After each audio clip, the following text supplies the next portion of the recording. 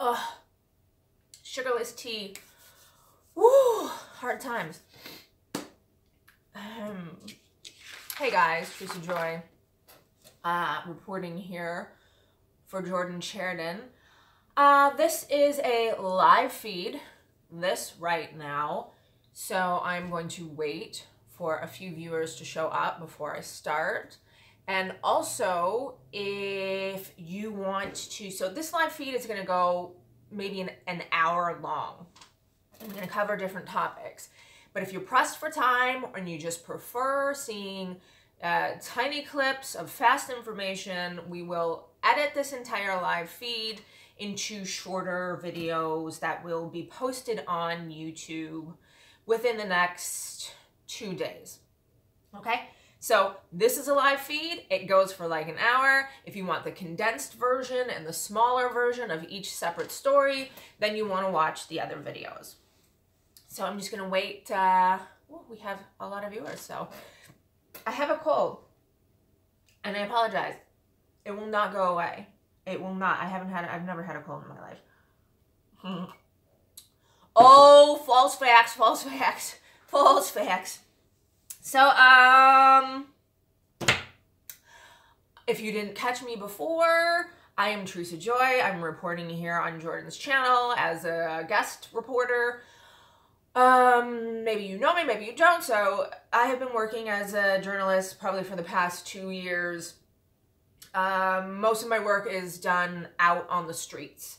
So usually I go and I interview people, their stories, their struggles. I prefer to let other people talk, to put a spotlight on their voice, to put a spotlight on the problems in this country that go unheard because corporate media does not report on them and the politicians don't talk about them because the politicians know about all the problems in this country, but they focus on the things that they will make money off of. Not all of them, but a large majority, in my opinion, of politicians in this country are paid off by a corporation, and their policies reflect that. So no one really cares about the people in Buffalo, New York who have lead poisoning, and nobody really talks about all the police brutality except for the people, us, me and you, independent media, things like that. So I spent the past 2 years going out on the streets and spotlighting people's voices. I'm not much of a commentator, but today I will be commentating to you. So, let us begin. Where to begin is always the question, and it's never ending. So, talking about politicians who take money from corporations, this is in the Daily Beast. Was it today? I don't have the date on it. So Kamala Harris, and now this is huge because you know that the potential for Kamala to be running for president of 2020 is huge. They're prepping her for it. They're introducing her to people. She's probably going to run in 2020. So Kamala Harris now says she won't accept corporate PAC money. Oh my gosh. Well, why did you ever accept it to begin with? My word. My word. So, I don't know. Okay, I'm going to save my comments for the end somewhat. Senator Kamala Harris joined a cadre of her progressive Democratic colleagues Monday by saying that she will not accept corporate PAC money. Quote, I did a town hall a couple of weeks ago in California, and I was asked that question, Harris told host Charlemagne the God. And I wasn't expecting the question I thought about it afterwards. And I'm going to tell you, Charlemagne, I think that money has had such an outside influence on politicians, and especially with the Supreme Court determining Citizens United, which basically means that big corporations can spend unlimited amounts of money influence a campaign, right? Is that what it means? Is that what, oh, that's what Citizens United means? I don't think anybody's been talking about that. I don't think anybody's been talking about getting money out of politics, but thank you, Kamala, thank you for that. Wow, right? Question mark, right? Is that what it means? I don't know. I don't know if any of my policies have been influenced by corporations or big banks ever, says Kamala. Back to the article. We're all supposed to have an equal vote, but money has now really tipped the balance between an individual having equal power and an election to a corporation. So I've actually made a decision since I had that conversation that I'm not going to accept corporate PAC checks. Well, I don't know how she's going to survive them because she's accepted a hell of a lot of them in the past.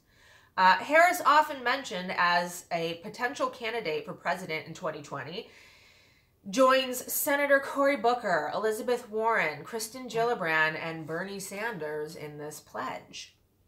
At a town hall in California this month, Harris was asked by an audience member, Byrne, if she would turn down money offered to her from a corporation or a corporate lobbyist. I'm so glad that question was asked.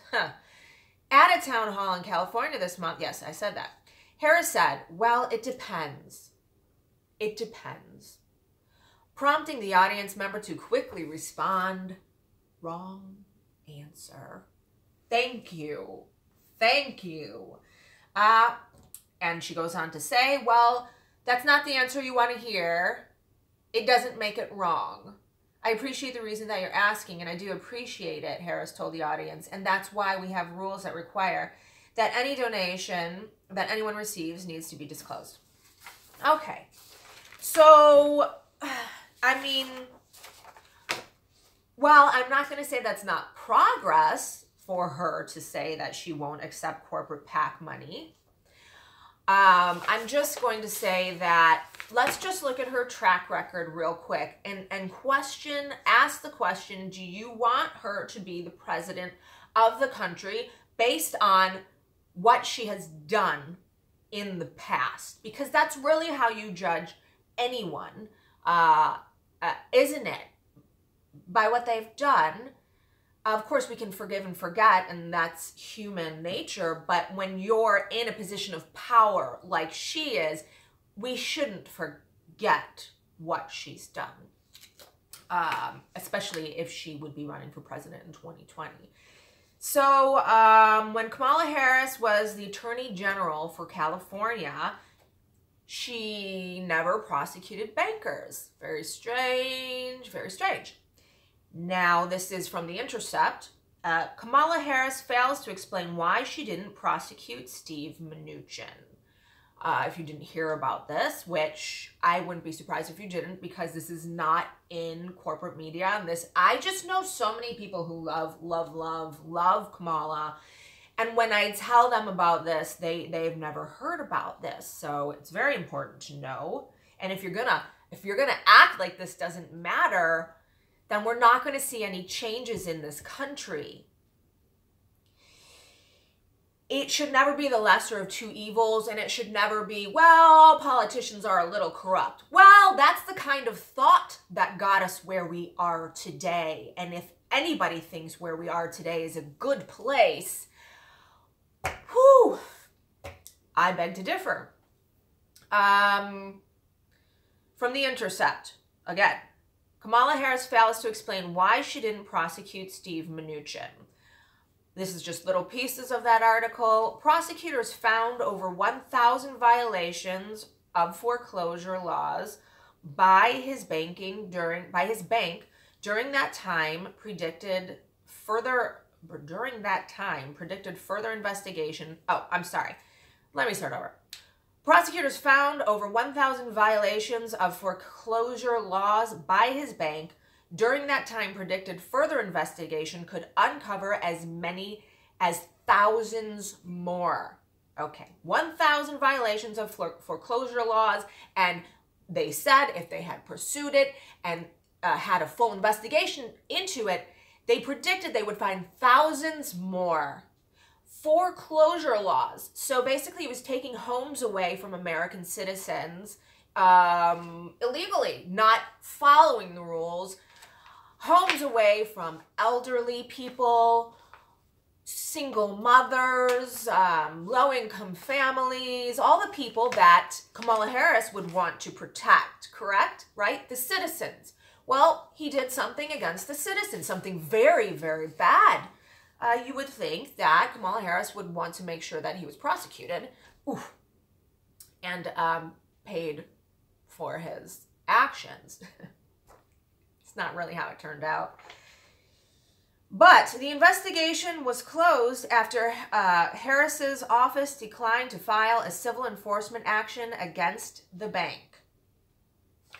Kamala Harris, her office declined to file a civil enforcement action against the bank.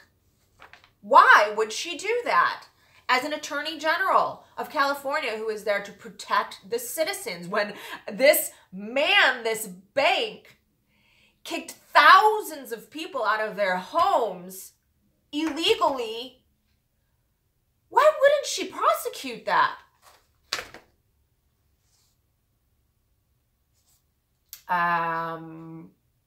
Why is it? Because it turns out that, and maybe I'm wrong, but that bank was one of her donors. That bank was one of her donors. The bank she was supposed to prosecute, Steve Mnuchin's bank, she was supposed to prosecute for foreclosing illegally on thousands of families. That bank was one of her donors. I wonder if that's why she didn't prosecute Steve Mnuchin in that bank. Do we want this person to be our president? No matter what she says now. Don't fall into the trap. You got to look at what they've done before you can decide if they're going to work for the people of this country. Later, Steve Mnuchin donated large sums of money to Republicans, including Donald Trump. He donated only to one Democrat. Yes, Kamala Harris. He donated only to one Democrat, that was Kamala Harris. Come on! Please, please, please, please, please, please. Don't buy what they're selling you.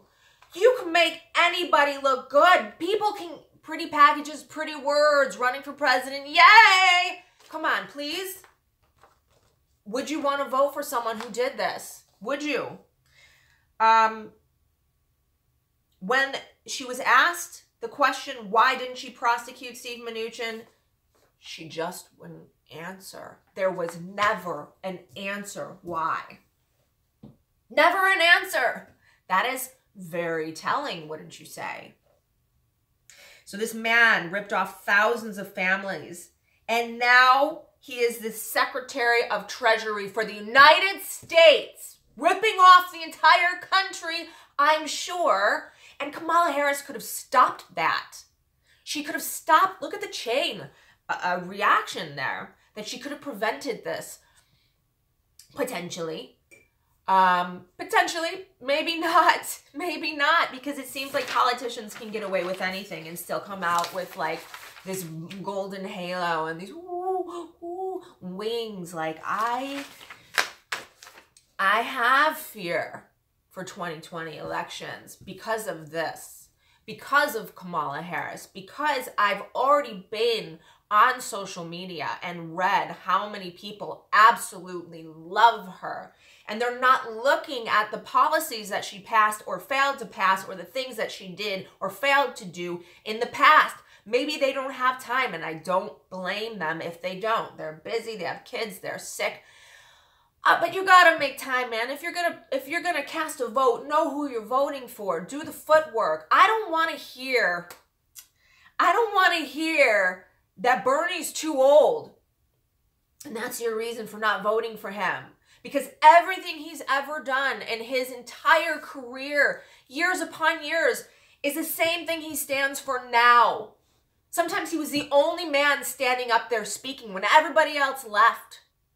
He's been outcasted because he actually cares about the people, because he doesn't want to take money from corporate donors and do their bidding and continue to make this country a shitty ass place for the citizens. So when the DNC comes at you, which they already are, with pretty packages saying pretty things like Kamala Harris, and we'll get into the other ones later, Cory Booker, Jill Brandon. And I know there's so many people that love them, and I'm sorry.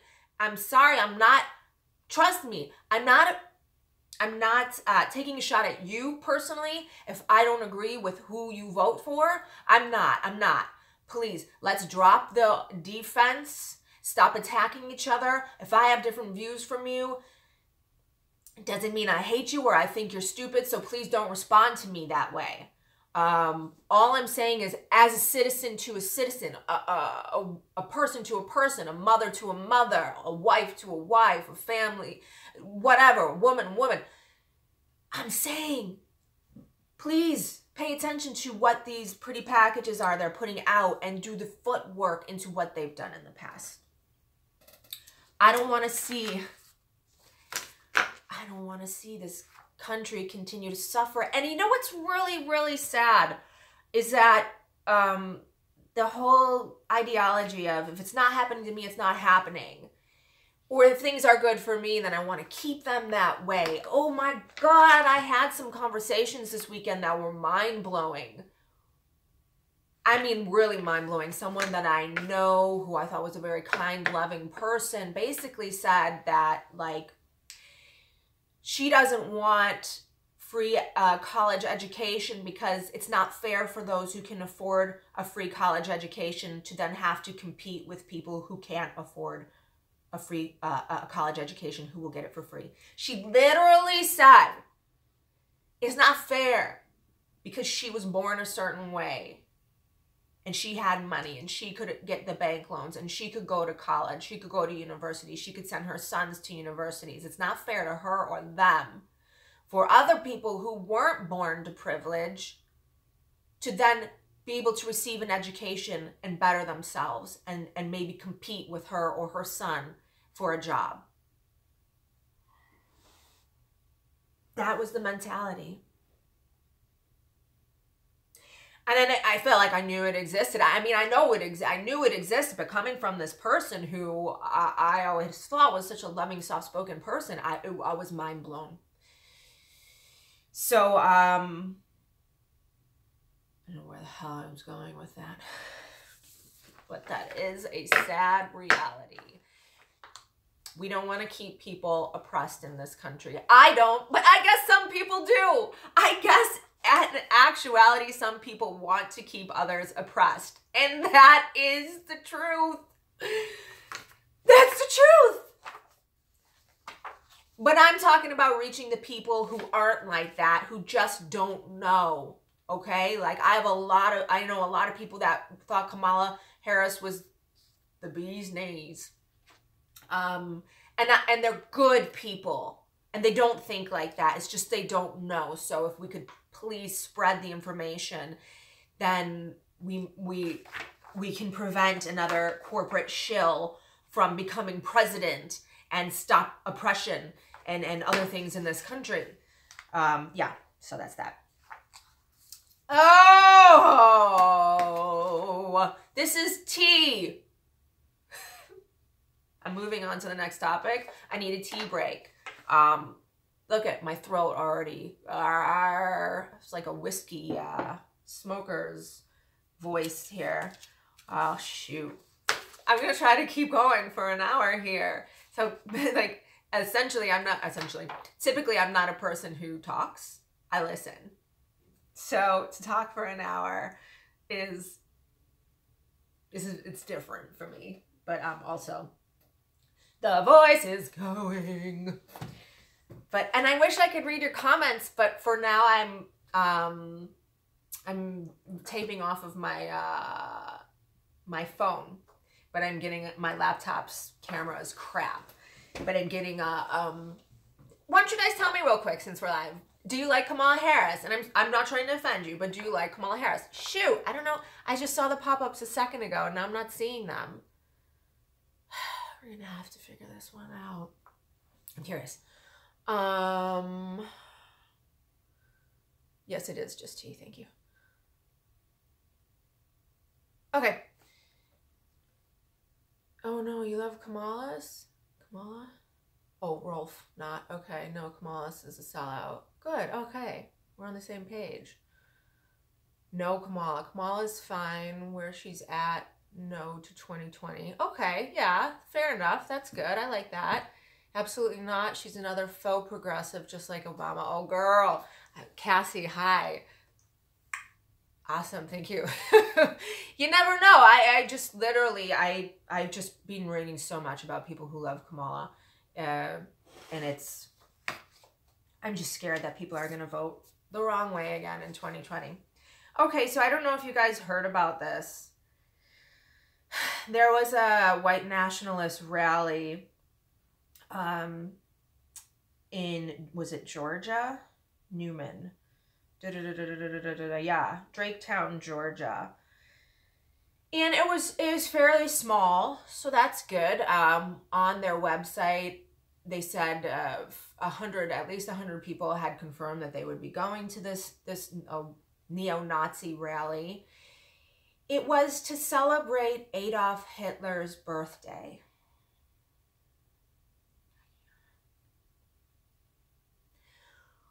It was a rally to celebrate Adolf Hitler's birthday. Now I'm getting emotional because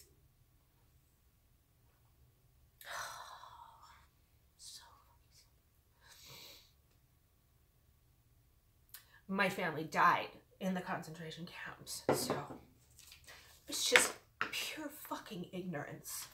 I just don't even know what to think about these people. Would these people who have these neo-Nazi rallies be having them if their family was destroyed in Auschwitz? And what are they thinking? And I guess evil exists in the world. And that's really the takeaway. Okay, so this is the National Socialist Movement, a far-right hate group that celebrates Adolf Hitler's birthday. This was Post. Will hold a rally at a park in downtown Newman on Saturday afternoon. So this is what happened now. About 36 neo-Nazis turned out to march and preach their rhetoric at a park in downtown Newman. The group had obtained a permit for the rally, while hundreds of counter-protesters were there to counter the group's voice. A heavy law enforcement's presence was on hand to prevent any violence or clashes between the two sides. The rally remained mostly peaceful, with the exception of a few shouting and shoving matches. About 10 people were arrested. All the people arrested were counter-protesters, by the way.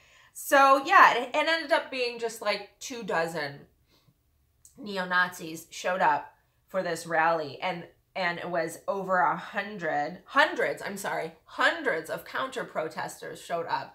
So there's something to be happy about. I mean, there's something. I'm so happy that people take the time to show up. It's amazing. And you know what? I saw these counter-protesters were families and just all sorts of people. I read also that Antifa was there, but, you know, signs about peace, signs about love. So that just gives me so much hope. But we will continue to talk about the neo-Nazis because it's something that we need to keep on our radar. And this is what happened that night. So they had the rally during the day. They marched through town. I wonder, what do you guys think? I've read both sides of this, that hate speech shouldn't be legal. So if they're going to have a neo-Nazi rally that's full of hate rhetoric, that it should not be legal. And then other people say, well, it's a freedom of speech and they're allowed to say what they want.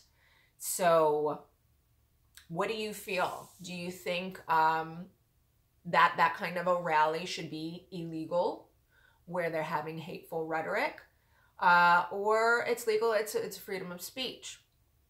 Shut it down. Yeah, not but real Nazis. We had to fight the police and the Nazis. Fight the police and the Nazis. Oh my gosh, that's, yeah, free speech for genocide.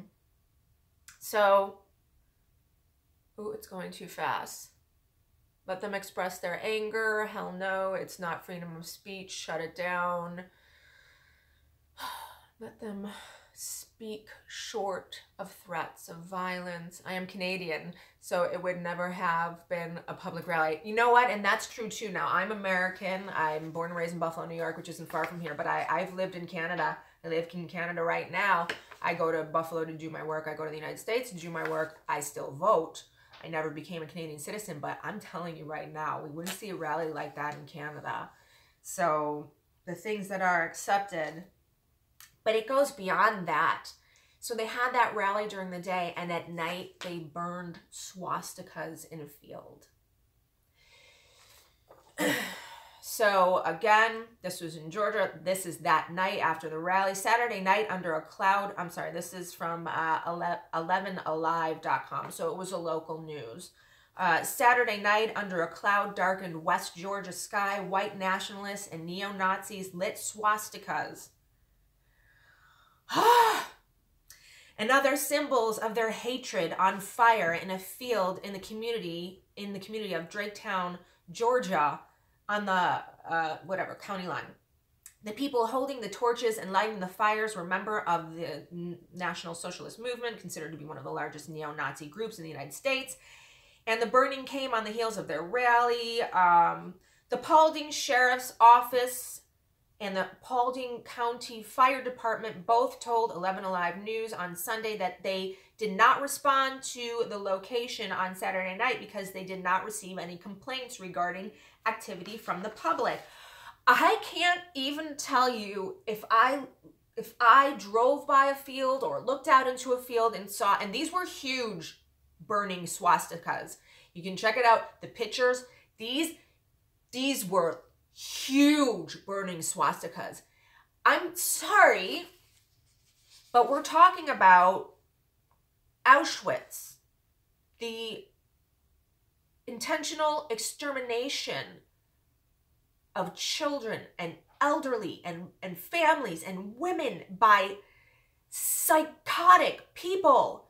That I don't think that we should be able to have burning swastikas in the United States without the police coming and shutting them down. That is a symbol of hate. It might as well have a burning symbol saying die, die. If someone was burning a big die symbol, like, is that okay? I don't feel it is. Members of the National Socialist Movement. Yeah. Okay, so let me just go over real quick some stats about hate crimes in the United States, because they're not just having rallies and burning swastikas. Their website, and I'm going to read to you some things that they had written on their website.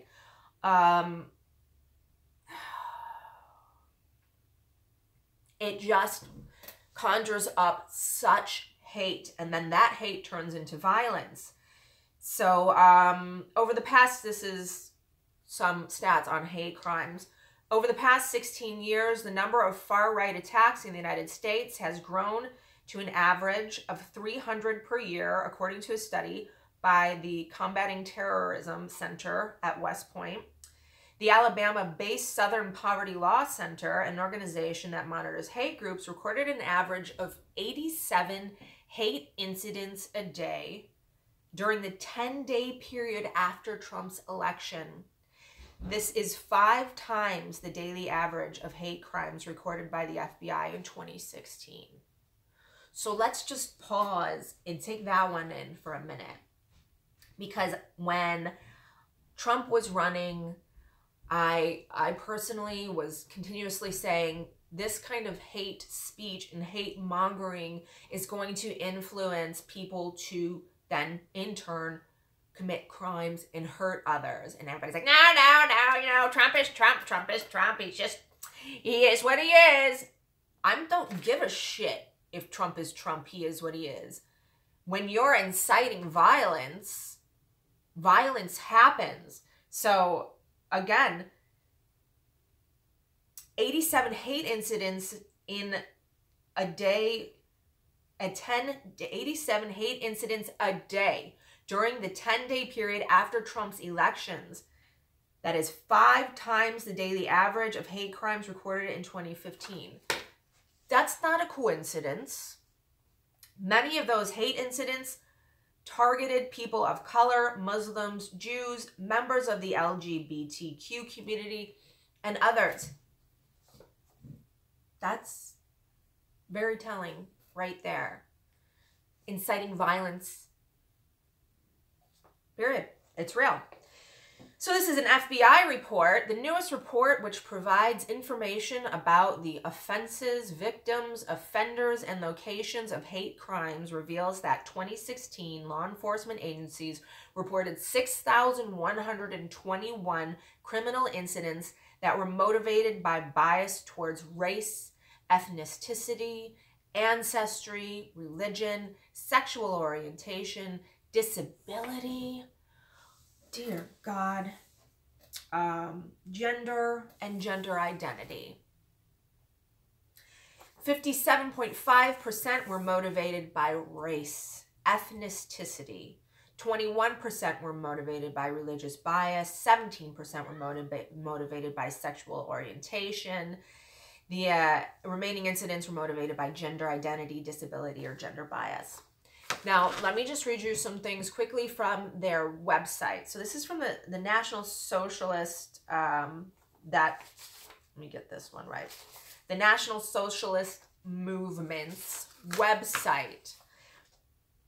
And it's all just inciting a hate. So they have just a bunch of headlines that you can click on, all their articles, and it's all inciting hate.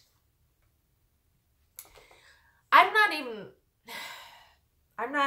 even sure if I think that a website like that should be able to be up. Again, we're back to freedom of speech versus, you know, what should be considered a crime. Inciting hate and inciting violence, isn't that, shouldn't it be a crime? I don't know. So these are their headlines, a few that I just picked out. First of all, this is very frightening. National Socialist Arthur Jones garnered more than 20,000 votes and won the Republican primary in the 3rd Congressional District of Illinois. So one of their members is actually now, he won the Republican primary in the 3rd Congressional District of Illinois. Another headline, hate crime. Hate crime. Black Chicago teens kidnapped and tortured white disabled man. Headline, rise of proudly neo-Nazi party universe, a European nation. I'm sorry, my printer screwed that one up. Okay. Next headline, racist Dallas shooting. Racist Dallas shooting. The suspect said he was upset at white people. The suspect stated he wanted to kill white people, especially white officers.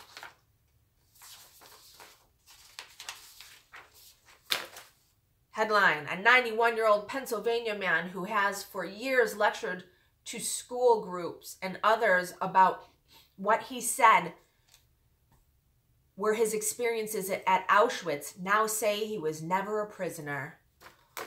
Wow. Well, I'll throw that one in there, right? Because Auschwitz, it was a great place. It was all rainbows and butterflies, Auschwitz. So, yes, let's throw that one in there, that this 90-year-old Pennsylvania man who lectured for years about his experiences in Auschwitz was never a prisoner at Auschwitz. F you. Really? How dare you? If it was your families who were in Auschwitz, but you can't think that far, can you? You can't. You can't imagine what it would be like to be someone else. Just thank God you were born you. Sorry, that wasn't to you, viewers. I'm probably going to get a death threat for that one. Wouldn't be the first time. Some more headlines. A brief history of American National Socialism. No, that's not one. Rival white groups unite. Rival white groups unite. White man killed by black man at gas station. Wife seriously injured. So it's all just hate rhetoric. Hate rhetoric about how white people are suffering. White people are getting killed. So this is their criteria. This is their little about and the criteria if you want to become a member. The NSM's core beliefs include defending the rights of white people everywhere, preservation of our European culture and heritage. You know what? My family was from Europe and we got slaughtered in Auschwitz. Strengthening family values. Family values like burning swastikas. Economic self-sufficiency, go for it. A reform of illegal immigration policies, of course. Immediate withdrawal of our national military from an illegal Middle Eastern occupation and promotion of white separation.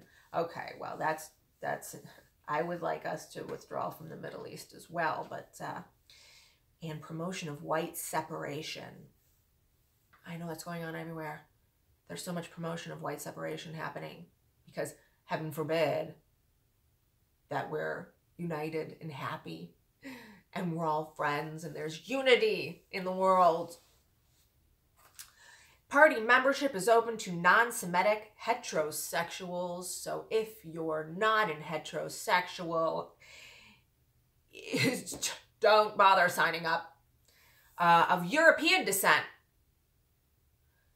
If you really care for your heritage and for the future of your family, race, and America. That's nice. That's nice. I'm really glad that I haven't seen any of this firsthand because I wouldn't be very pleased.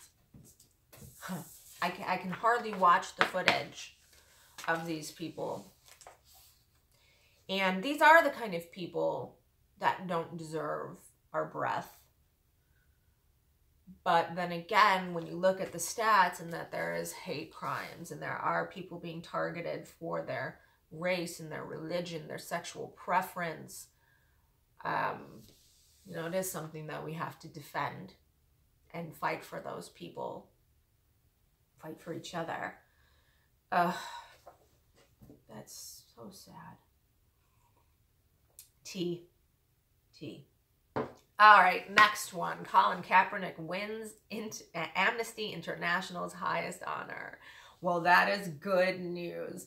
And I've fought the fight, I mean, on this, and I'm sure you all have, and we've read what other people have to say about taking a knee and, oh, Jesus, the rhetoric and the way that they spun it to make themselves believe that it's a bad thing.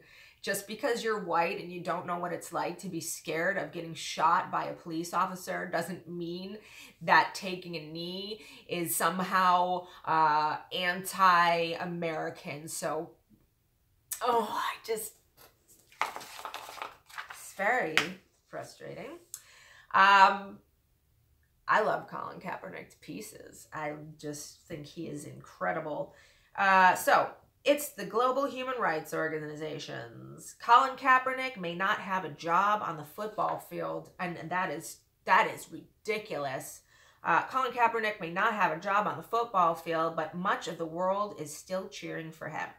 Amnesty International, the global human rights organization, gave Kaepernick its highest honor, the 2018 Ambassador of Conscience Award in Amsterdam on Saturday. Past winners of the award, which celebrates individuals and groups who speak out for justice, include South African President Nelson Mandela, Malala Yousafzai. Okay, I'm sorry. I cannot pronounce her last name properly.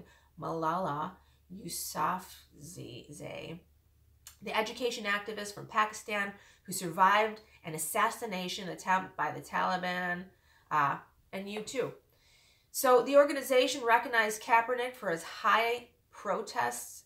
protests against police violence. His action kneeling during the national anthem before the NFL games sparked a movement replicated across America and the world, starting a debate about free speech and patriotism that was inflamed by the President of the United States, one of Kaepernick's most relentless critics. Of course. Of course. They said, so the Amnesty International said, when high-profile people choose to take a stand for human rights, it emboldens others. For us, this is an opportunity to be on the right side of history. Well, I agree, and that is incredible. And for anyone who has pull, influence, actors, actresses, models, musicians, sports figures, I feel like, you know, so many people stay silent because they're afraid to lose their jobs, they're afraid to lose their fans, they're protecting themselves. And, you know, with Colin Kaepernick, he did it. And now he's not playing anymore. So what kind of a message does that send to everyone else? That they might be right, that they might lose their career, they might lose their fans. So, you know, it's something that I would do for sure if I was famous. And I'm grateful every day for those people who do, because they have such an influence on their followers. So Colin Kaepernick took the chance. He won and he lost. This is what he said. This is an award I shall share with all the countless people throughout the world combating the human rights violations of police officers throughout the world. And that is a huge point to make right there. It's not just in the United States. It is throughout the world. This man is standing up for everyone who suffers at the hands of authorities. And that's everywhere. And it's very scary. And this is like, how would I know, right? Right. So if I can say it's really scary, what is it like for those people who actually, I went across the border once. They found out I was going to a protest and they held me in a cop car for like an hour. And that was the closest I've ever gotten to anything like, you know, a run-in with the cops. And it was really, really sobering to see that they had the right to hold me and not let me go. That I couldn't leave if I wanted. For what? I did nothing. That they took away my freedom because they have a badge and a gun. That they told me what to do and when to do it. They have a lot of power is what my point is. And it's very scary when people who have that kind of power have something against another race, another religion, who misuse that power. So not only do police officers have to be held accountable for their actions, which they're not being, but I mean, police vetting and those who are allowed to become police officers, I mean, that needs to be a little stricter as well. You can't be hiring racist police officers. You can't be hiring homophobic police officers. Yet, clearly, they are. Back to it, Kaepernick said in a statement, to quote Malcolm X, when he said that he will join in with anyone, I don't care what color you are, as long as you want to change this miserable condition that exists on this earth. I'm here to join with you all in this battle against police violence. His former teammate, Eric Reed, who knelt in solidarity with Kaepernick during the anthem, he remains unsigned as a free agent this NFL offseason.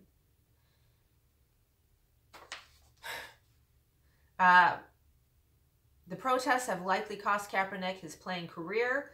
He has filed a collusion suit against the NFL.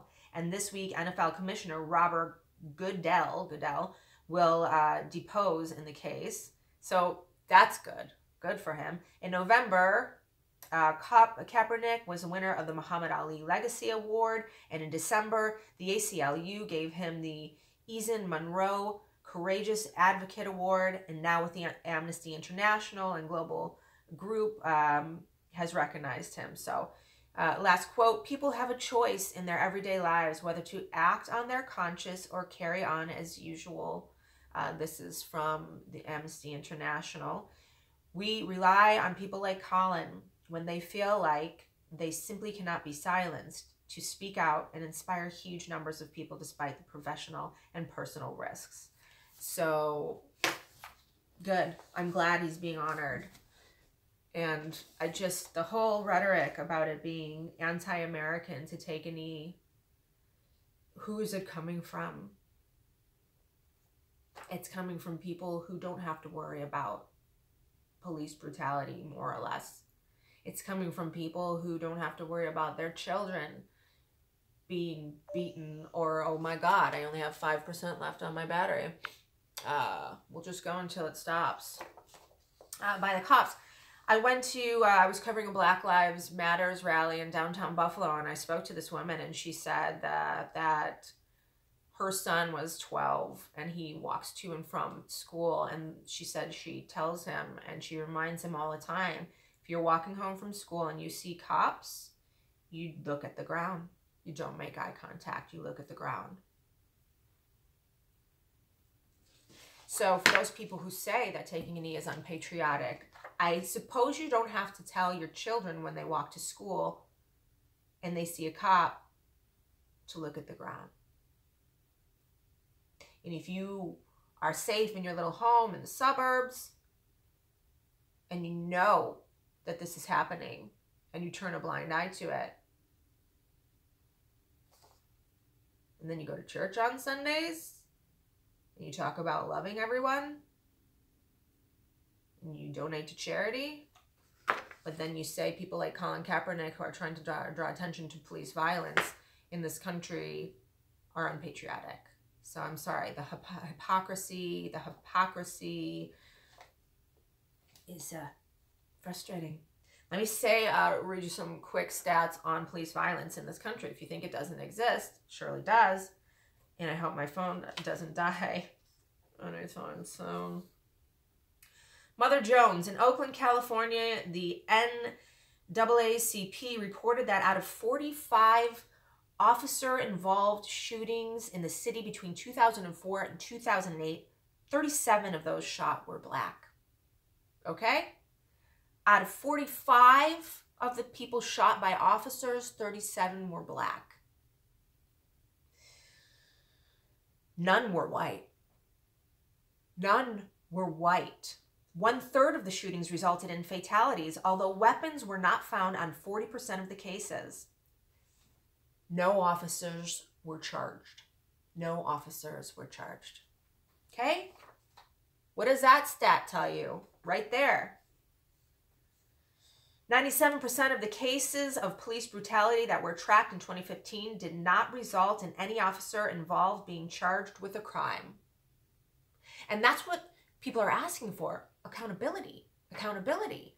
90% of the cases of police brutality that were tracked in 2015 did not result in any officer involved being charged with a hate crime. On an average in the United States, a police officer takes a life of a citizen once every 7 hours.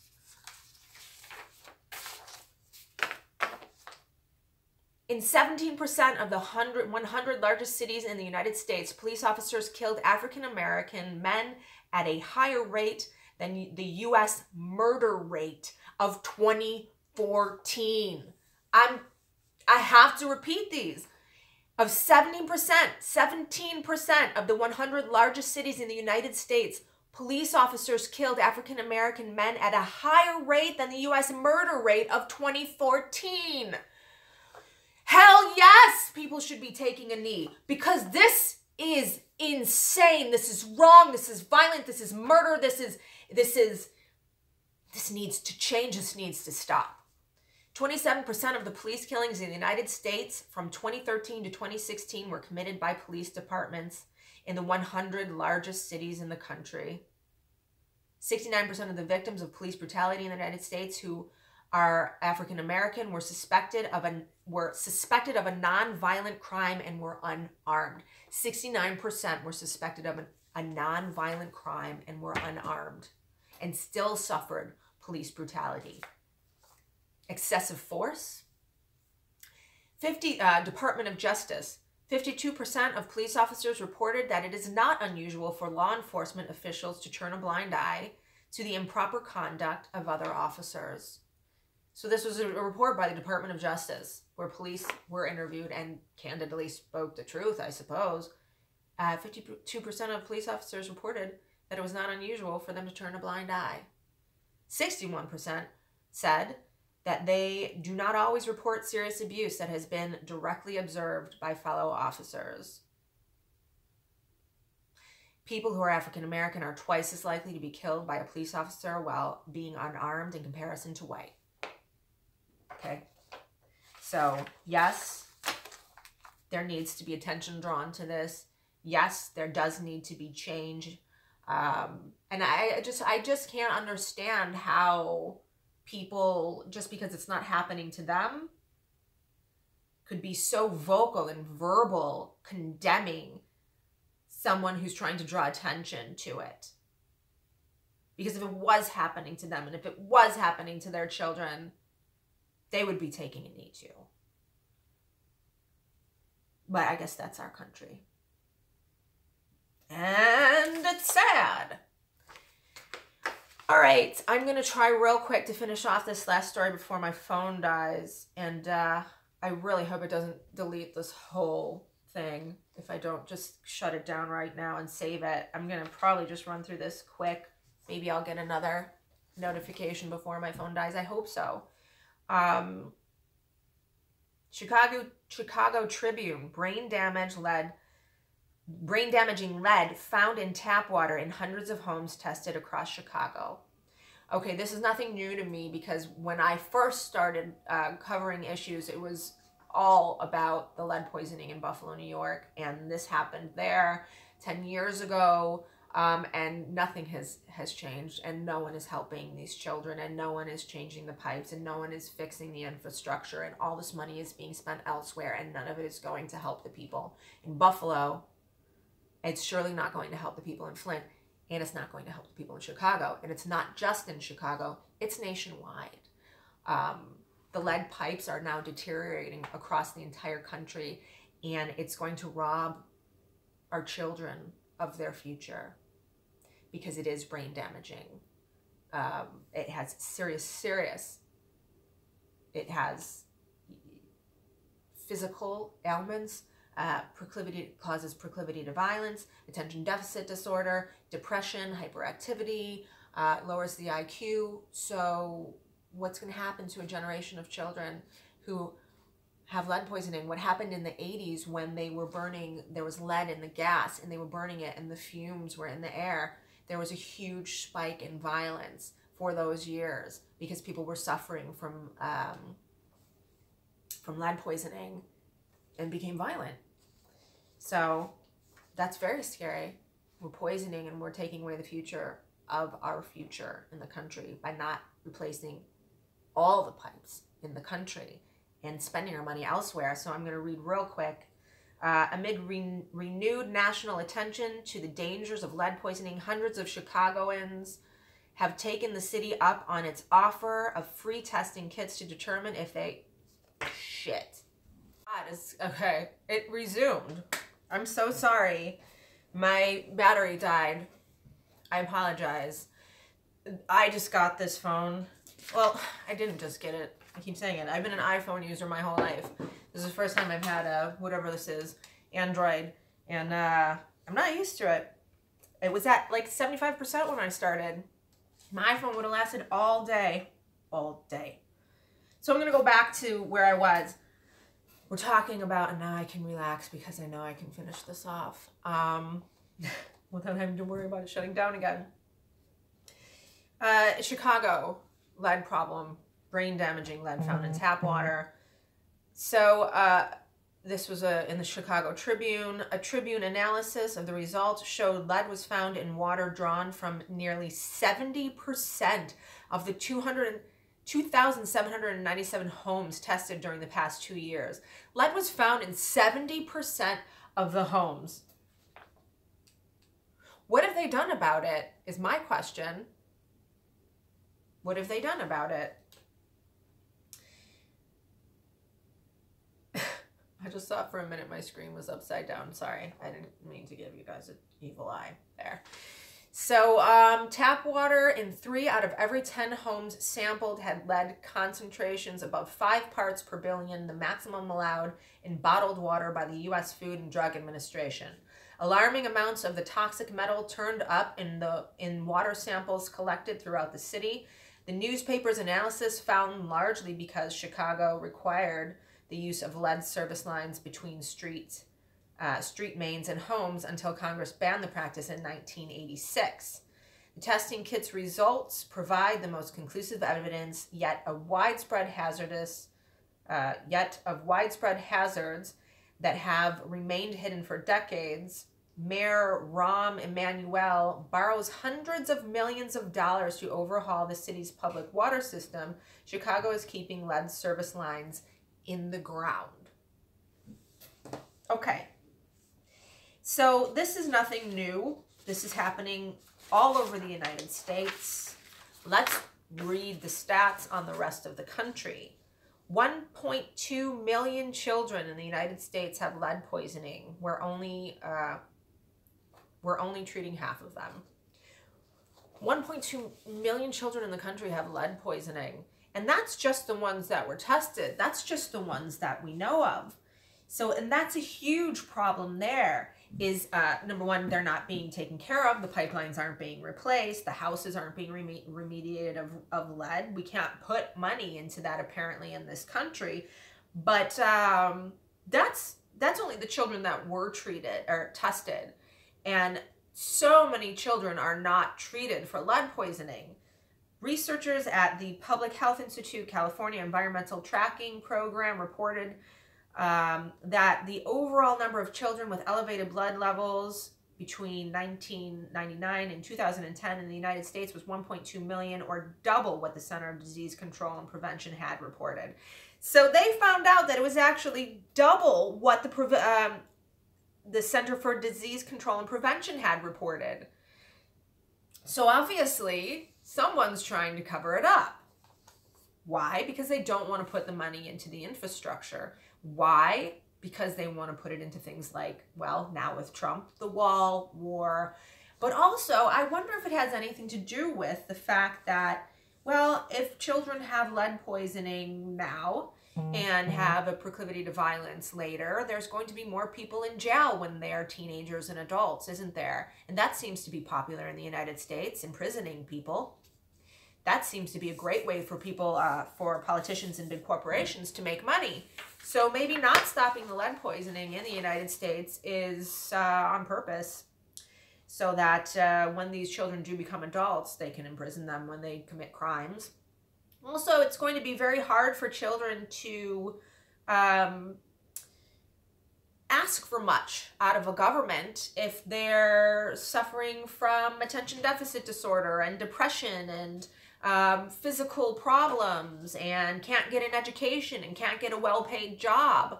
So if you have people who are, you know, sick and generally struggling with their own problems, they're not going to be so quick to point out corrupt politicians and what they're doing. They're not going to be so quick to ask for things like infrastructure and free education and things to better the community. They're going to be too busy dealing with their health or other issues. So, hey, what was their quote? An uneducated country is a country that's easily to control. So when you have a generation of children who have learning disabilities and they grow up to be adults, I suppose they would be easier to control then. It's just a thought. It's just a thought. So America's infrastructure literally makes children sick. This was another article, and I didn't write the source down. I apologize. The problem is with the pipes. Prior to 1980, most U.S. drinking water systems contained lead service lines. Today, there are an estimated 6 million lead pipes still in operation, servicing at least 10 million Americans. And a USA Today investigation found 2,000 public water systems across the United States with elevated lead levels that exceeded the Environmental Protection Agency's limit of 15 parts per billion. 350 were in elementary schools and daycares.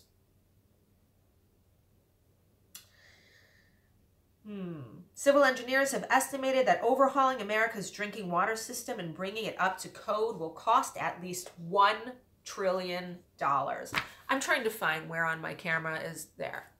Okay, that's where I'm looking at you. I'm sorry, I'm having a strange eye line since I must have flipped my phone upside down when I restarted filming. So I'll try to believe that you guys are there. Am I looking at you? I hope so. So Brookings, Department of Homeland Security International report on in February put the cost at $21.6 billion.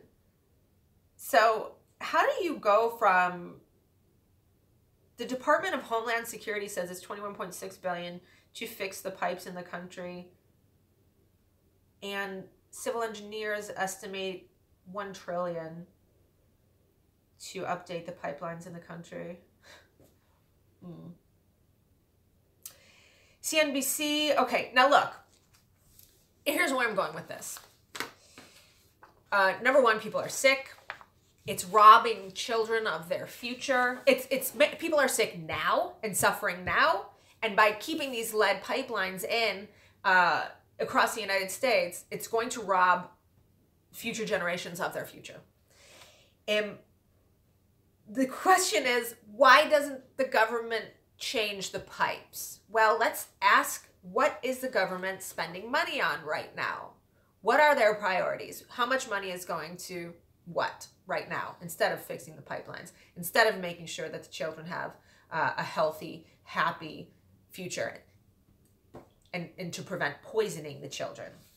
So this is in CNBC, cost of bombs. This is the most recent bombing in Syria here. Let's just see how much that cost, because that was so important, more important than keeping children from being poisoned, apparently. U.S. forces fired 66 Tomahawk cruise missiles on 3 Syrian targets early morning local time, making for a price tag of $92.4 million for those missiles alone. Yes, for those missiles alone. The U.S. fired 19 of a different kind of missile on Syria, and the cost of that was $26.6 million. That's a lot of money on one day of bombing. And we did that last year, and we have an ongoing presence in the Middle East where we're constantly having airstrikes. We're doing airstrikes every day. We're killing thousands of civilians in the Middle East. I can't even imagine the overall cost. And I'm not saying that other politicians are not guilty of doing the same thing, but let's just focus on the here and the now. I would really love an estimate. If someone gets it, please message me and message me the estimate. How much have we spent since Trump has become president on military actions in the Middle East? Because I could gamble and say that maybe with that money we could have fixed the pipelines and prevented American children from being poisoned and brain damaged by lead. But that doesn't seem to be a priority for the government. What else do they spend money on? Trump signs order to send National Guard troops to U.S.-Mexico border. One congressional aide said the lawmakers anticipate 300 to 1,200 troops. 300 to 1,200 troops will be sent to the Mexican border. Will be deployed, and that the cost was expected to be at least 60 million to 120 million a year. So Trump appeals to his base by saying that the Mexicans are bad hombres, that they're drug dealers and rapists, and he's going to stop them from coming into our country, because this is one of the biggest problems in our country right now, is the Mexicans coming into our country. This is what Trump says. And his people eat it up. Eat it up. Stop those Mexicans from coming into our country. Stop those Mexicans. $120 million a year? Yes, worth it. Do their children have lead poisoning, those people? Maybe not yet. Maybe not yet. Spending for traveling. This is small, right? Small. Obama averaged 912,000 a year for travel. Trump racked up 114 million in his first 9 months. So Trump spent 114 million in travel in his first 9 months. 114 million in travel in his first 9 months. A lot of that was to Mar-a-Lago and having people protect him and his family members. When his family members traveled, the Secret Service would have to go with them, and his wife, who still lives in New York instead of at the White House, and she has this bill running over there. So all that money, and then we can't fix the pipes in the United States, and we can't save the children's future. This is something I have a huge problem with. I hope you guys do as well. This is something that I don't know what Trump supporters, they just pretend this isn't happening, I suppose, because I guess it's not happening to them. I'm not sure if they realize that there are so many problems in this country that need attention, and there are so many people suffering in this country that need help, and we get these politicians who come in and they take the American taxpayer dollars and they take. Let me stop this. I don't know if you wait it out. Someone very important who's calling me about something very important, I'm sure. I'm just sure. Anyways, the only thing I can think, and people want to know why I'm so against Trump, and where was I when Obama was doing these things, and where was I when this politician was doing these things? Well, I was vocal the whole time, and I always have been. And it doesn't matter if you were or you weren't. This is the here and now. This is what's happening now, and we need to look into the future, what's going to happen in the elections in 2018 and 2020. So I just think it's very, very important to get money out of politics in all facets, because one way or another, it corrupts politicians. And then they end up doing things like this, spending billions or trillions of dollars on wars or travel or just, how much was, I don't even have in there. What did they estimate now that Trump's wall was supposed to cost? I had that. It's not in there. Yeah, the wall to keep out the Mexicans, the bad hombres. My point is, if we're not paying attention, we could possibly vote in another politician. No one's going to be, in my eyes, as bad as Trump.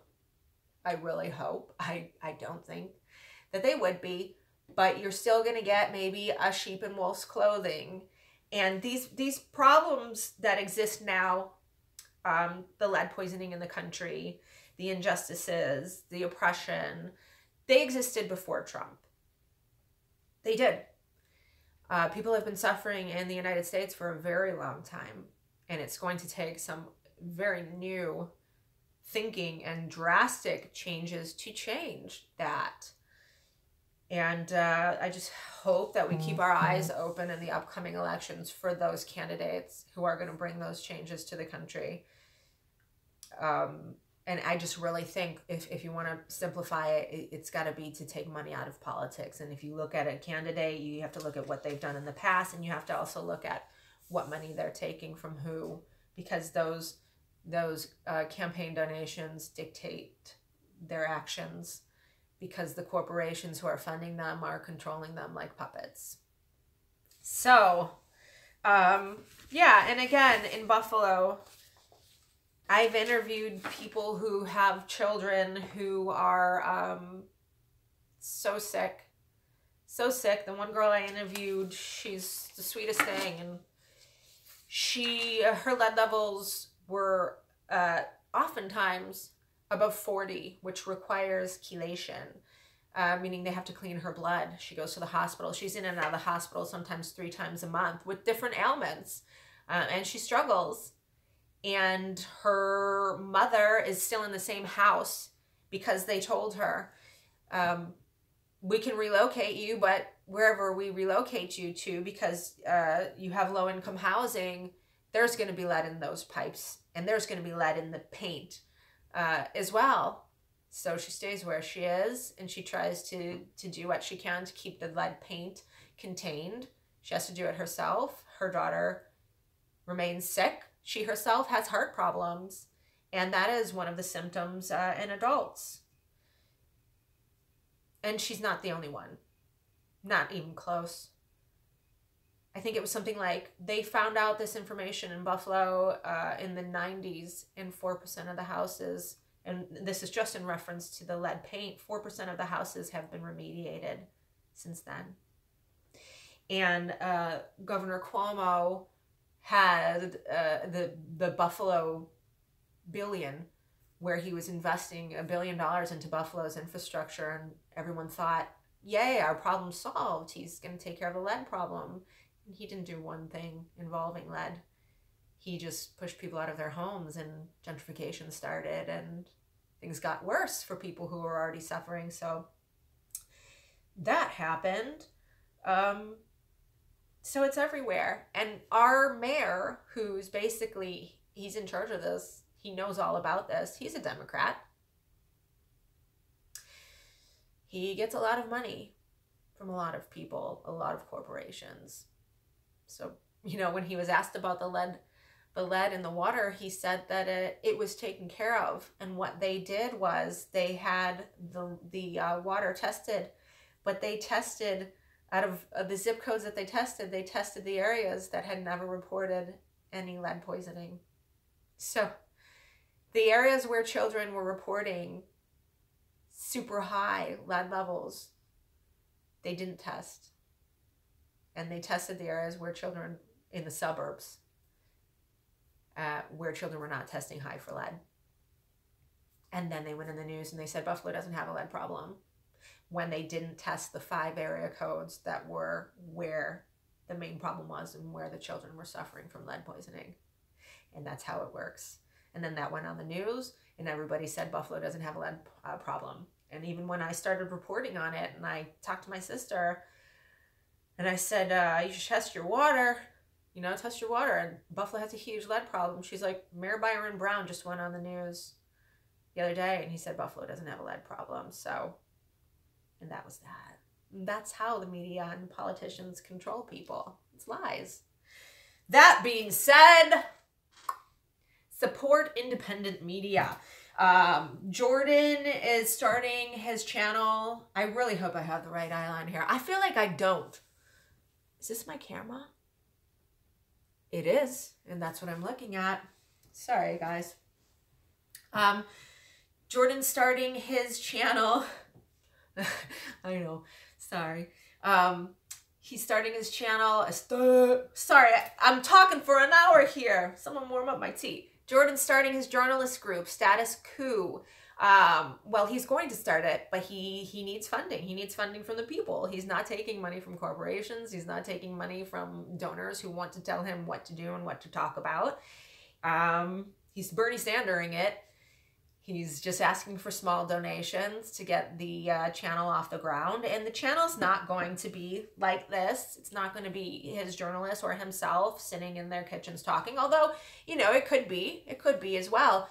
But the vision is to do what Jordan did in the past and what I did in the past. And that's to just give the mic and the spotlight to other people. People who are suffering, people who are experiencing the problems in this country that other people don't think exist. So we're going to put the spotlight on those people, and then we're going to amplify their voice, and we're going to flood, Jordan's going to flood social media with these videos, and we're going to prove to the country that we do need change, and that people are suffering, and we're going to get those people's stories and voices heard. And that could be you. That could be you. So just in the comments, if you have problems in your town, if you have problems that you would like for Jordan's new journalist group to address and to cover? Please put those in the comments, because that's the idea. That's the goal, is that the team is going to go out into the street and travel across the country. We're going to have real cameramen, real mics. You won't have to deal with, maybe once in a while, we'll have crappy phones taping. But he's going to send his journalists out into the street to cover the stories, to talk to you. So if you have something, you know, leave it in the comments, always, always, because when the status quo gets off the ground, the journalists are going to be hitting the street, and just, it's going to be great. Great. It's what the country needs. How many media outlets just actually go out and amplify the voices of citizens in the country and their struggles? That's what we need right now in this country, especially before the 2018-2020 elections. So time couldn't be better. But he does need help. And that would be in the form of just to join Patreon. So you could be a subscriber to Patreon for $1 a month, because every dollar counts. $5 a month. Hey, if you're loaded, 25, 100. That'd be nice.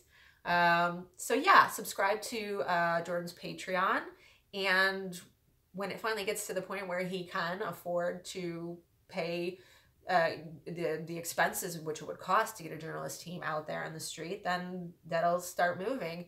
And the more journalists, the better, right? So that more people's voices can be heard. And also, Jordan's Patreon corporate con job just released his chapter on Standing Rock today. So check that out. Yeah, that's it. I'm just happy that we have each other and we're united. And as much as all of these problems seem to be very dark and discouraging, it's not. It's not. Because the reason why these things are not so bad is because of you. Is because of you and me and what we're doing right now, spreading the information on social media, speaking out. I always said Trump was the catalyst for change. If anything, we could thank him for that, right? He pissed people off so much that they started taking more action, becoming more involved in politics and becoming more involved in movements, and really becoming more educated on other people's struggles. So that's the change that we're looking for. So we're going to continue, you and me, and other independent journalists who are speaking the truth, to fight. And I have faith the future will be okay. I just hope that Trump doesn't cause irreversible damage. I mean, he already has. I'm sorry. He already has caused a lot of irreversible damage. I just think that it's something that we can change in the future. So I'll always be telling people, please keep an eye out for corporate politicians. And when elections come, I'm going to be quite vocal. But thanks for joining, guys. Yeah, it's true. Irreversible damage was inevitable. Absolutely. Let's hope we don't destroy the planet while we're at it too. That's a conversation for another day. So I'll be back Monday. No, not Thursday, not this week. Sorry.